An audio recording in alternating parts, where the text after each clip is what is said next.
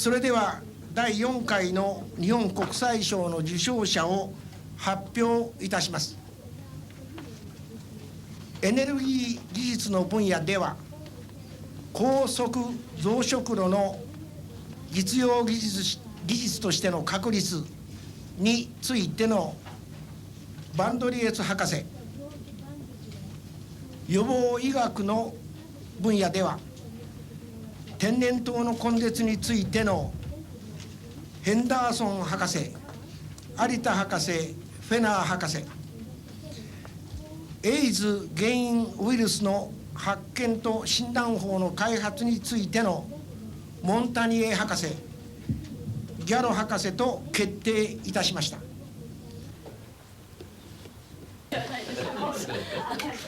15回もおいでになってって、おいでになるたびにこのいろいろ印象が違っているんじゃないかと。めちゃハッピーです。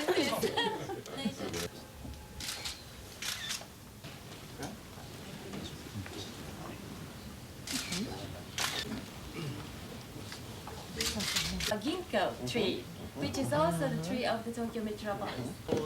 It's written in English.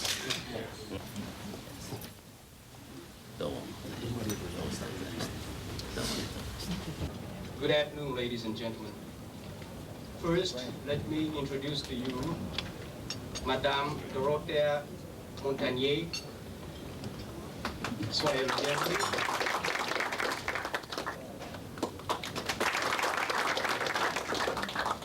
When I was in the US, when the word AID was singular, and it meant the agency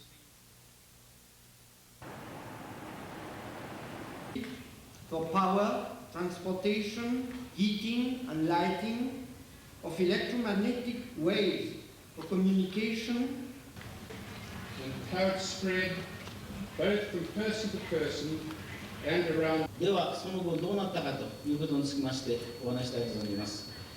選挙の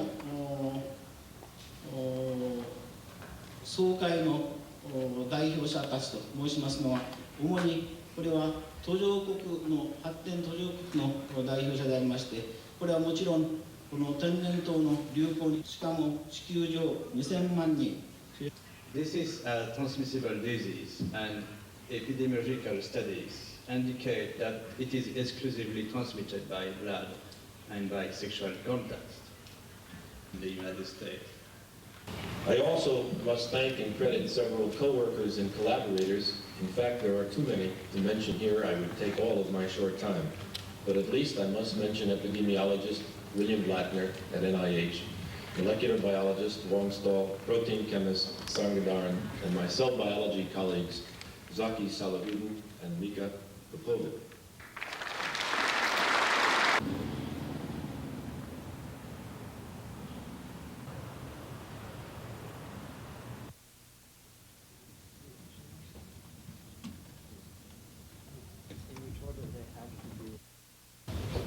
Which remains retrovirus inhibitor factor. Factor or F. Okay. This protein has been shown by our colleagues at Transgene, Jean-Pierre Le, in most sequences of HIV-1 and HIV-2, but I think there is perhaps one sequence of HIV-1 which lacks this, in which there is a mutation. There is essential for virus replication in the in vitro condition.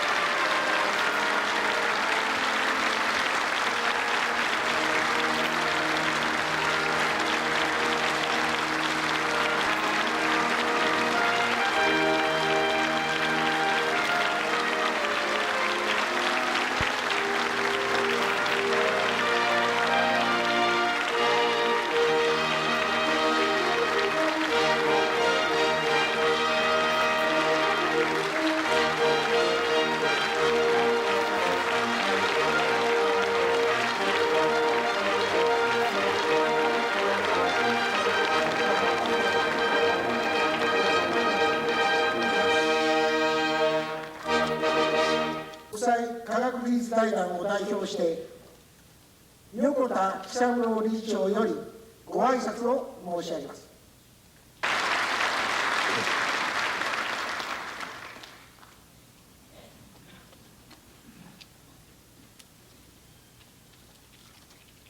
ただいまから日本国際賞の第1回の授与式を挙行いたします。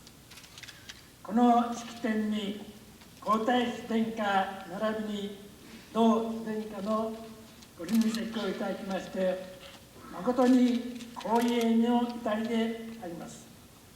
また山内最高裁判所長官をはじめとして内外から多数のご来賓のご出席をいただき、このように盛大に授与式を挙行できますことは、私どもにとりまして誠に大きな喜びであります。まずエネルギー技術の分野では、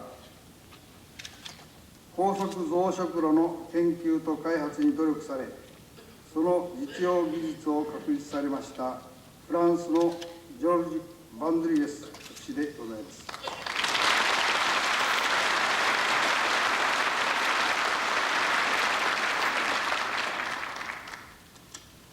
次に予防医学の分野では2つのテーマに受賞が決定されました。その一つは WHO の世界天然痘根絶計画の中核となって活躍され、天然痘の根絶を成し遂げられました3人の方々であります。まず米国のドナルド・ヘンダーソン博士、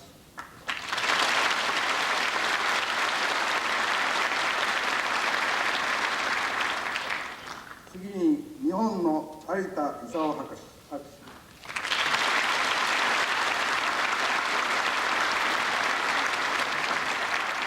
次にオーストラリアのフランク・フェナー博士でございます。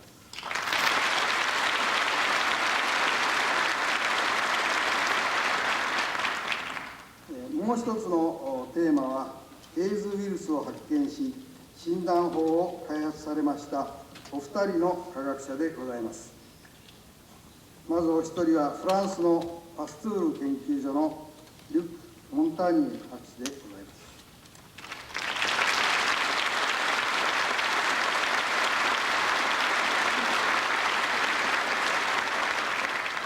す。もう一方は、米国の国立がん研究所のロバート・ギャロ博士でございます。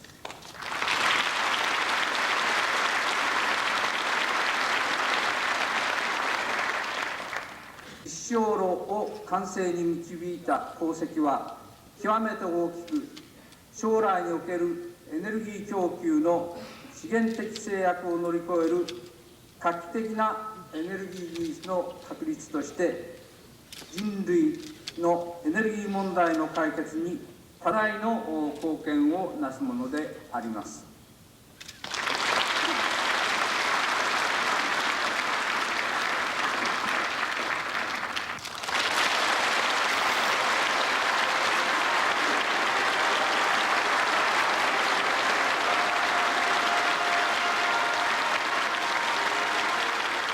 このように確認されております限りでも、少なくとも3000年以上にわたって人類を苦しめ、そして最近まで、例えば約20年前においてすら、世界の31カ国12億の人々の間に流行し、年間1500万ないし2000万人の患者、そして200万人の死亡者を出しておりました天然痘も、1977年10月にソマリアに発生した患者を最後といたしまして、その流行が完全に途絶えました。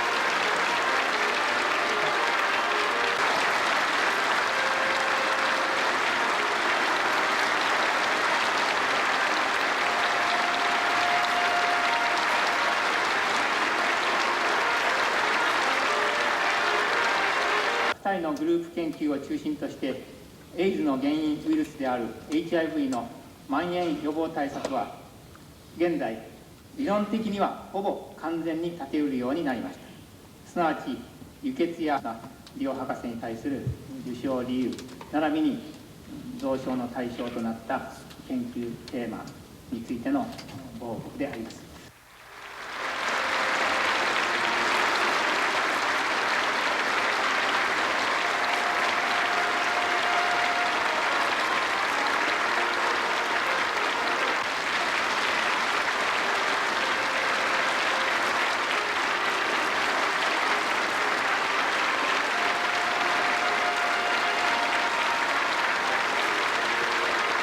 本日受賞された方々の関係する分野をはじめ、科学技術は現在日進月歩の勢いで発展しております。その成果を社会のすべての人々の幸福に結びつけるよう、私どもは努めていかなければなりません。この度の受賞が今後の科学技術の一層の発展に貢献することを願い、お祝いの言葉でいたします。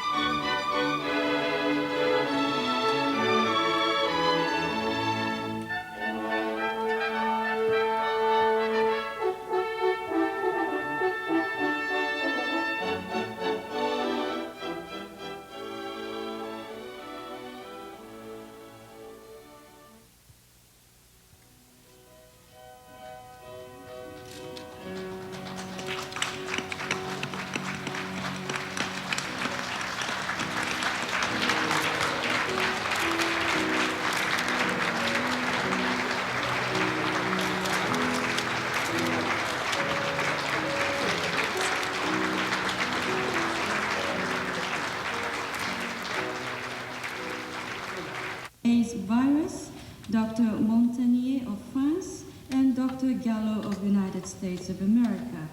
I would like to offer my warmest congratulations to these JapanPrize laureates.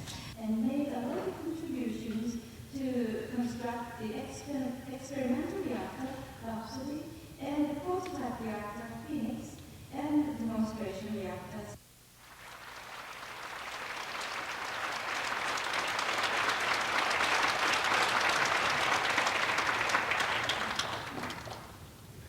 WHO の天然痘特別計画によりまして、現在では一人の患者さんもいなくなっております。この計画を実際に遂行されたのが今回の3人の受賞者の方々です。First, we introduce その奥様です。Now, Dr. Isa Arita and Madam.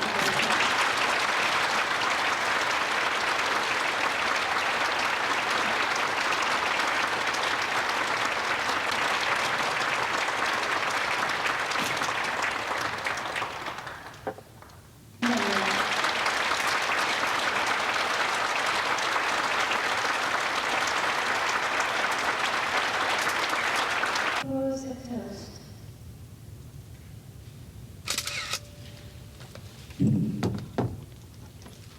Well, when I heard early this year that I would get the JapanPrize, this came to me as a wonderful and completely unexpected surprise.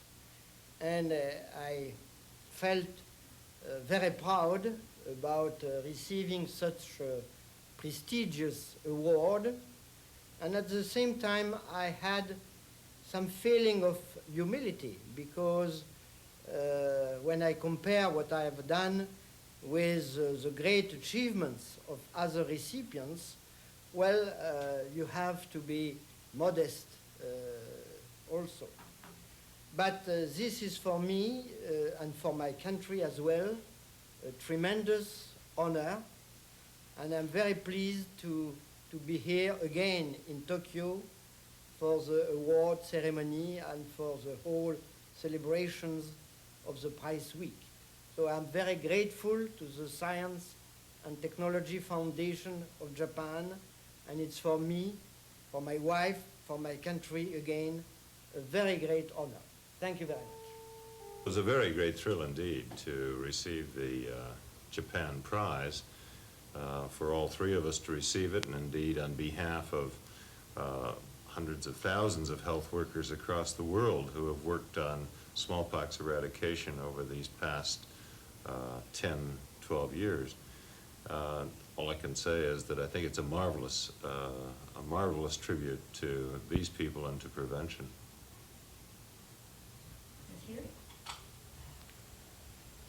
Well, I share Dr. Henderson's talk, and we have been working together for the last 20 years. And from time to time, during the program, we said to each other that perhaps we meet each other in Tokyo.